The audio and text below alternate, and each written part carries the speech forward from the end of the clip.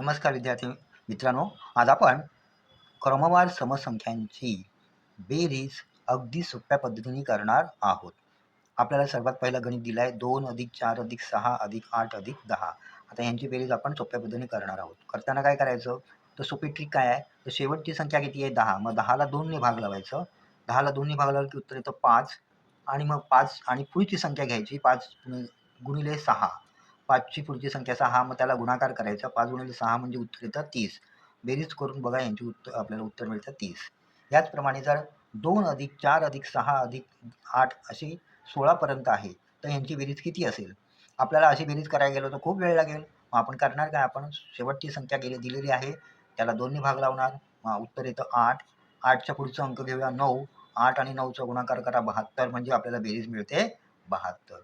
याचप्रमाणे 2 + 4 + अशी करत 56 आहे. शेवटची संख्या आहे 56. मग आपण 56ला 2 ने भाग लावणार. 56 2 ने भाग लावल्यावर उत्तर येतं 28. 28 आणि त्याच्या पुढची संख्या आहे ते 29. 28 आणि 29चा जर गुणाकार केला तर उत्तर मिळतं 812.